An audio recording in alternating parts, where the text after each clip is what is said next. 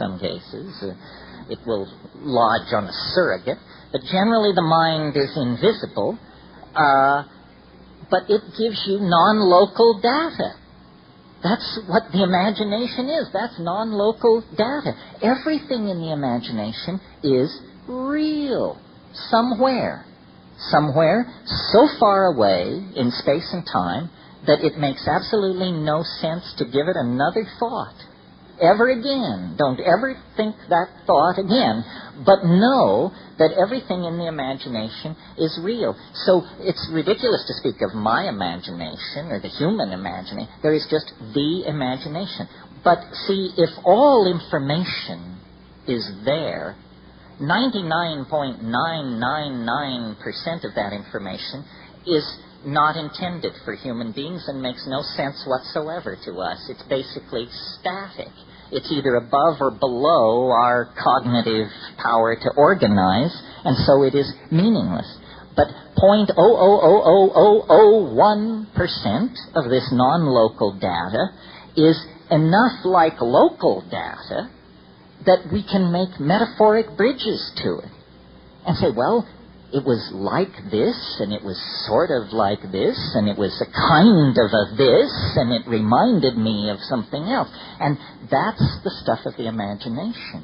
And to the degree that you can accept alien data without freaking out, you can go deeper into the imagination. I have a friend who says of psilocybin mushrooms, every time I take it, my goal is to stand more.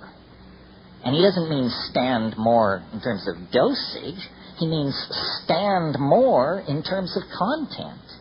Because it can always raise the bar higher than you can jump. I mean, I've had dialogues with it where after hours of dancing mice and personal revelations and kind of a sense of familiarity, I've said to it, well, but what are you really? Show me what you are for yourself. Well, my God, the temperature in the room begins to fall towards zero. Black draperies rise. There's an organ tone that shakes the earth. And after about 30 seconds, I say, hey, enough of what you are for yourself. Let's go back to the dancing mice and the little candies rolling in the dark. And, It knows that you have a limited capacity to absorb its alienness. That's why we have what's called human history. Human history is the process of standing more. And it's now we've sort of come to the short and curly part of the process where they're just around the corner. I mean, all you have to do is smoke a doobie, look out at the evening sky, have a dream, talk to a friend, and the alien is very, very, its trailing aura, or its leading aura, I guess. Its leading aura has now intersected human psychology. But cheerful stories of space brothers and scary, silly stories of people trading, high technology freaks in league with the government. Hey, it's so much bigger than that. It's so big that it has disguised itself as an alien invasion to keep from really alarming us with what it really is. How are we doing here? Couple more questions. If you could come to the microphone so the tape recorder could pick it up. A lady, yes. Would you like to come up and we'll get you on tape here?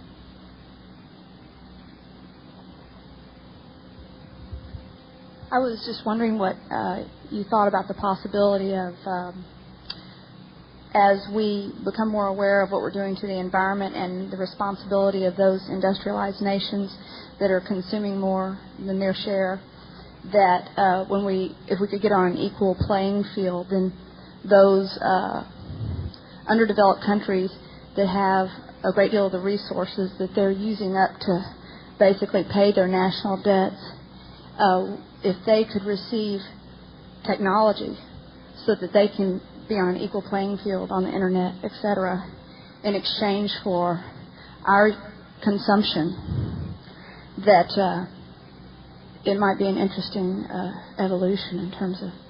Well, I think it's happening. In other words, some people have objected that the Internet and computers are an elitist technology in the hands of a bunch of white folks.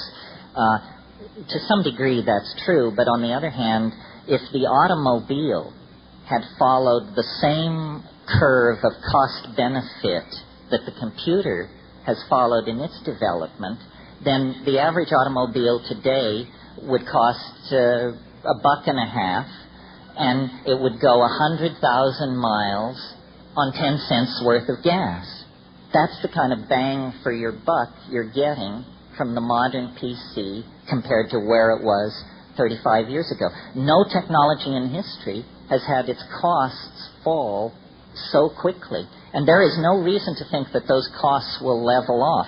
If a good PC today is $1,400, there's no reason why in 5 years it shouldn't be $140, and there's no reason why in 10 years it shouldn't be $14 and be worn on your thumbnail. This can all be done. All these prices are artificially inflated. The other thing about the Internet is it is going wireless. And as it goes wireless, it goes totally global. If I can just brag for a minute and make an example of myself, I have a wireless connection to the Internet. At first, I got a wireless connection because I couldn't get any other kind because I lived way up on a volcano. But now, my wireless connection is 1 megabyte. That's 45 times faster than 28.8. The poor people down on copper, they can't do better than 56 because the infrastructure already exists and therefore limits the bandwidth. By going outside the infrastructure, this sounds like a reprise of my talk, by going outside the infrastructure and building alone from ground up, I suddenly find myself looking down the gun barrel of a T1 connection, and it is heaven itself, let me tell you. And the people who sold it to me, and there must be dozens of other companies, are bent on conquering the world, meaning putting everybody who wants to be online for pennies in the next 5 to 6 years. And, you know, if you live in Manhattan or even Austin, what is the Internet? It's another diversion. It's another piece of entertainment. But what is it like in Somalia, in Seychelles, in Bangalore? What kind of impact does it have there? It is, you talk about a culture-dissolving effect based on psychedelics. How about a culture-dissolving effect based on access to the Internet? And people say, well, Western values will swamp all others. Certainly, to some degree, that is true. But did that just begin yesterday? Isn't that what the bloody business has been about for 500 miserable years, ever since the barbarian Cortez arrived in Mexico? I think so. Well, don't get me off on that. One last question. Who's just burning? Anybody burning? There's somebody burning.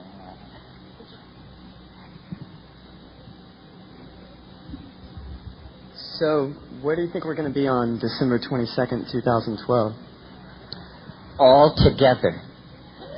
All together.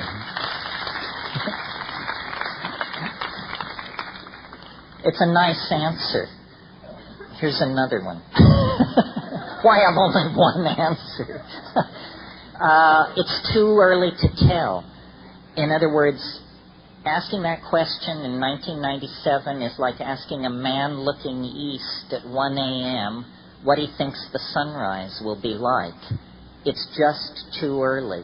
The sun lies over the event horizon of the planet. In other words, we can't see around the corner yet.